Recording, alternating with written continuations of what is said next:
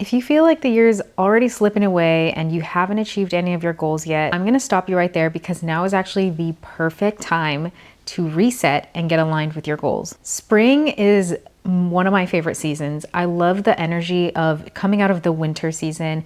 It feels so fresh. You see new flowers everywhere, the cherry blossoms, depending on where you're at, it's getting prettier and sunnier, and you can just feel the fresh energy in spring. So why not apply that same energy to your life? Let's get into it. This year has been kind of crazy. Even for myself personally, I don't even count January because I don't know what that was. But if you're somewhat like me in the similar position where maybe you feel like you just didn't get the right start that you had hoped for, maybe things just happened, maybe life got in the way. I know in my case, that definitely was the case. Unforeseen circumstances happen all the time. So if maybe life gave you some unexpected curveballs, whatever it is, if you're feeling like it's too late, it's not. It's never too late. That's something I preach on my channel all the time, but especially now in the spring season, it's actually the perfect time. I just want to remind you, spring is the season of renewal. It's the season of fresh beginnings, letting go, and basically just blooming again. And I myself am even feeling this new energy because let's just say this year started off to a rough start, but I'm feeling that energy come back alive in me, and I want the same for you. So let's talk about the phases that you can apply into your life so that you can achieve your best dreams. So in today's video, we're going to be doing a full reset. 3 things that you can do that are going to basically help you transform into the spring season. We're talking about, of course, our mindset, our habits, and our goals. And I'm going to show you some of the things that I personally do. And I feel so refreshed after doing these 3 things. So let's get into them. The first thing that we want to do is just look back to reflect. Look back at recent times for what it is. Don't necessarily judge it. We don't want to judge. We just want to reflect and see where we're at and what has happened in the recent times, because knowing where we are up until this point is going to help us really launch forward into the next future phase of us. So before we rush into setting new goals, I think it's so important to reflect on the previous year. This is something that I'm definitely going to be doing every year moving forward, because while I do this mentally every year, I actually used a journal to do this year, and it has been a game changer. I used this journal that I got courtesy of Intelligent Change. Thank you so much for sending this to me. This is not sponsored, but they did provide me with this notebook, and I'm so glad that they did, because I already own the 5-minute journal, which I've talked to you guys about, and I get this every year. So the past few years I've already been a customer of their product. So the fact that they sent me this new product, I was so excited and I could not wait to share it with you all. So this new journal is actually made to intentionally help you reflect on the previous year. So while I do admit I probably should have done this earlier in the year, life happens, and now's the perfect time to bring it out. So I actually used this journal just a couple days ago to reflect on my entire year. And I love this practice so much. You guys know I'm a huge fan of journaling, and not only a fan of it, I do believe it is part of the reason why I transformed my life and why you can transform yours. So if you want more details on this best year journal, I'm going to leave it in the description box and link to this video, of course, but you can also just use some of the prompts that I'll walk through today if you don't have that journal. This journal specifically takes a moment to reflect on the previous year, as I mentioned, and so it asks prompts that help you reflect really deeply and thoroughly. And I spent an entire day and a half doing this because it was a lot. It was a lot more than I realized, because to be really intentional with your journal practice, you really do sit there for a while thinking about these questions before you write down your answers. So why I think this is really important, before we rush to set new goals, a lot of times this is what we do. Every new year, we set new goals, we set new intentions, and I love that. It's super great. But we forget how much we've already accomplished.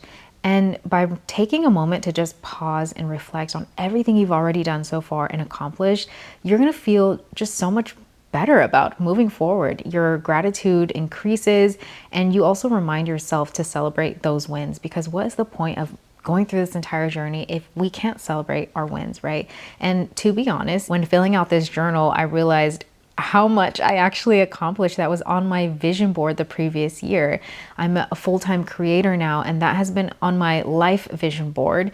I've used to journal every day about that. So it's just a beautiful way to remind yourself that a lot of things in your life that you have right now are something you once dreamed of. And that is so powerful, to reflect on those wins. You're not rushing directly into what's next. You're taking a moment to pause. And this is a really great practice, because not only are you going to celebrate those wins, but you can really reflect on what worked, what didn't work, what did you want to keep into this new year, and what do you want to just remove entirely. It really helps you reflect all the way back into the year, because sometimes we forget. The holidays get busy, and then we get rushed with New Year's, and then we start thinking of everything we need to do, and we forget all that we've already done. And if we just keep repeating this cycle every year without taking a moment to pause and reflect, we can unintentionally repeat the same cycles. And that's when we stay in our comfort zone. And that's when we stay in an old version of ourselves that may not be serving us anymore. By taking the time to pause and reflect, you're thinking about all parts of your life and reflecting on what have you grown out of, what would you like to do differently, what do you love and want to keep the same. It's really important to know these things so that you can stay aligned with yourself as you evolve. So as I was reflecting on all of this, I also realized how much I discredit myself, and I constantly think I'm not doing enough. And I think that just comes with the territory of creatives in general, but especially nowadays with social media, we constantly compare ourselves and our lives to other people's highlight reels, and we forget how much we're doing in our lives. And so I had to remind myself why I started this and what actually makes me feel fulfilled, because there was a lot of things that I learned in this past year. This was my first year running a business, being a full-time creator, and I learned so much about the things that I do and don't like. What kind of partnerships do I want to pursue? What type of relationships, friendships, all these things, and even the relationship I have with myself. It was really interesting to see how much I've transformed in things like sticking to a Pilates routine. That's something new that I hadn't done. It's really amazing to see, what habits are fulfilling you and what is draining your energy. And from there, you can make better decisions moving forward. So even if you don't have this notebook, I'll leave a couple of prompts on the screen that you can take a moment to pause this video with, and even just write them down now. If you feel inspired to do so, by all means do it. But if you want to come back to this later, then I'll leave a chapter mark in the description box so you can revisit this part. But here are a couple of journal prompts that can jumpstart this process. If you want the book, of course, it'd be my recommendation.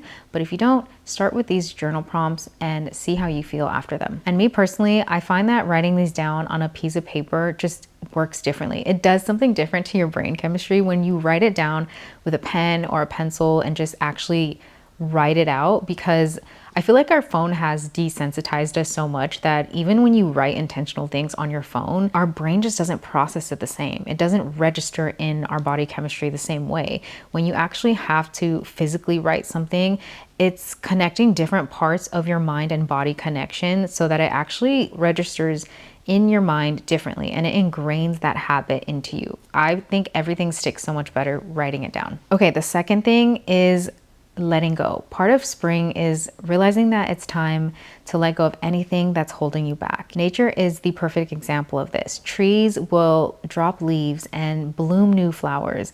So that's essentially what we want to do in our lives during this time, especially. Revisit the things that are no longer serving you and learn to let go. This can mean mentally, physically, emotionally, spiritually. I think one of the most known ways to do this in the springtime is decluttering our physical things.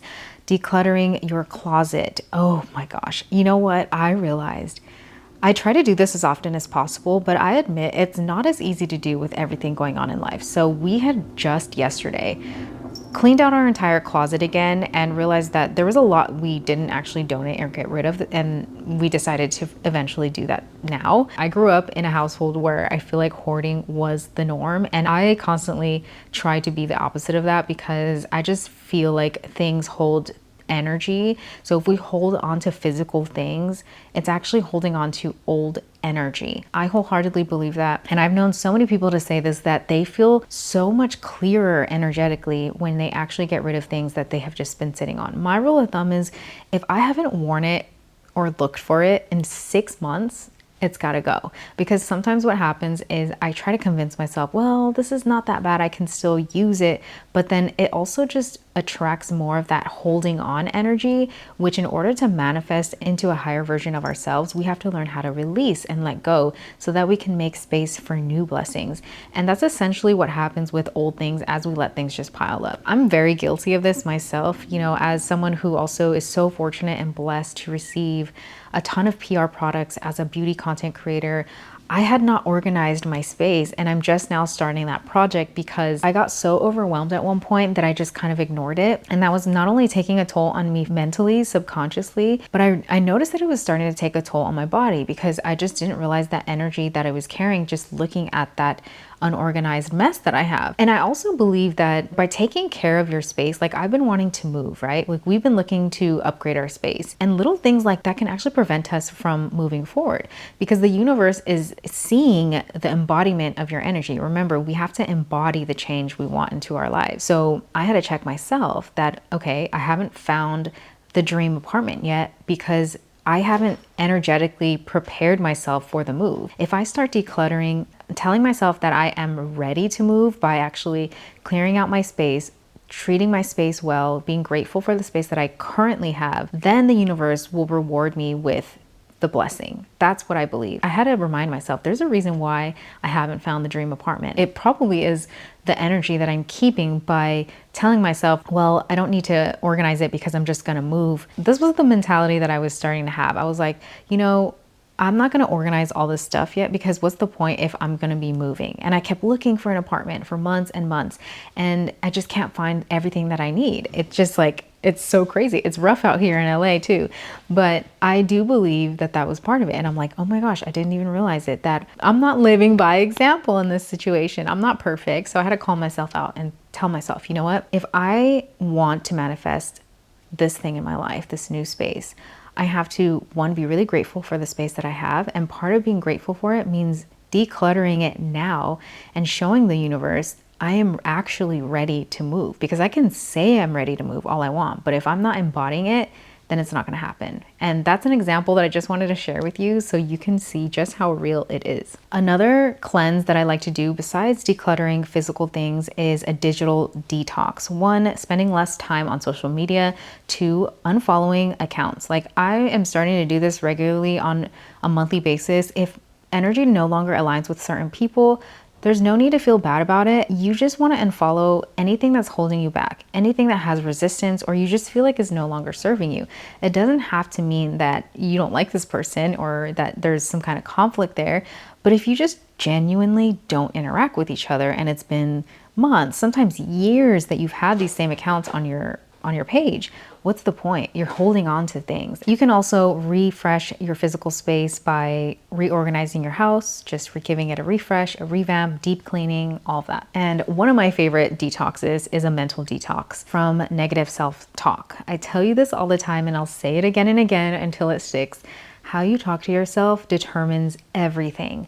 The voice in your head is louder than any other hater that you could ever encounter, trust me. So you want to really talk yourself up. Get rid of those old beliefs of things that you tell yourself like, oh, you know, I can't succeed here, or I don't deserve this, or maybe you're having limiting beliefs around money and abundance. It's easy to fall into these traps without even realizing it for many of us, because it's like our body has been wired a certain way for so long. Depending on how long you've had these habits of negative self-talk, they're really ingrained into you. And so it takes a lot of consistent active effort to undo that and rewire your brain chemistry. So try to replace negative self-talk with positive self-talk and catch yourself when you're saying a complaint of some sort. I catch myself on this many times, sometimes through every day. And I have to call myself out and be like, you know what? I just did a complaint. Let me rephrase that and, you know, try to reframe it in a positive way. Try to do it immediately. And then the third thing is resetting with intention. So after we've reflected and decluttered and detoxed, letting go and releasing, now is the time to realign with your goals. And you're gonna feel so inspired after the first two that this is gonna flow naturally. This is the perfect time to write down all of your goals, make a new vision board. I myself haven't even finished my vision board, but after filling out this best year journal, I'm definitely gonna go and pull out my vision board. I actually found my vision board that I had in my closet, which I totally forgot about. But after decluttering my space, I was like, oh, this is a perfect chance for me to actually revamp it. So pull out your old vision board or make a new one and just give it a refresh. Start getting playful. Channel that playful feminine energy where you just know all these things and beautiful things that you desire are destined for you, because you wouldn't have that desire in the first place if it wasn't meant for you. So start getting creative and having fun with all of your manifestations that you would like to achieve. Have fun, think big, and revamp your vision board. Write down your goals. And I find that it's helpful to not only write down your goal for the year, but I like to set a theme for the year. Choose an affirmation or a word that you'd like to set for your theme for the year. And then you can also break down individual goals on a quarterly basis, which will make that bigger year goal way more achievable. Once you can break down a big goal into smaller goals, you'll see how much easier it is to stick to it, and you will have a way to check in with yourself on a quarterly basis versus just letting a year pass by and you're like, oh, actually, I forgot to do any of that. Spring energy is different. It's not like the New Year's pressure. It's more of like small intentional decisions. So you can really start shifting your life in small ways. And I believe that small intentional actions are way more impactful than big pressured moves that come out of like a scarcity mindset. So shift out of outcome-based goals and try to replace them with identity-based goals. For example, instead of saying, I want to lose 10 pounds, you can replace that with, I want to be somebody who enjoys daily movement. Such a huge difference. And this will empower you so much more. By saying like, I want to lose 10 pounds, it already has a negative connotation to it. It has a negative energy to it because you need to get rid of something. Whereas you're replacing it with becoming the identity of the person who will lose 10 pounds by being someone who values daily movement. And the other tip here for goals is something I've been applying, which has worked so well for me, coming from someone who never used to be able to work out consistently to now working out pretty much every single day. And not just like in the gym, but I mean, I like to switch it up. Pilates, gym, daily walks, but telling myself that I am going to commit to daily movement has been a game changer, because daily movement seems easy. You're like, oh, I can do that, daily movement. And you can start off small with like 5 minutes of stretching, 10 minutes of yoga, 30 minutes of weights, and then you slowly increase it because subconsciously tell yourself like, oh, daily movement could mean anything. So there's not a lot of restriction there, and you can really get creative based on how you feel that day. And I feel like that's way more valuable than forcing yourself to do workouts that you're not actually looking forward to doing. And the important thing to remember here with goals is focus on consistency over intensity. Start small, build momentum, and keep going. That's going to really help you ingrain the habit, first of all. And then secondly, it's going to give you more momentum so that you can actually make bigger decisions when those times come. So on that note, you don't have to wait for a new year, and you don't have to wait for a Monday to get started. So if you've been waiting for the opportunity to reset your life, this is your sign. It's the perfect time. If you made it to the end of the video, comment down below which part of the reset you're looking forward to the most, or that maybe you've already started. I'd love to hear your thoughts. And until next time, bye.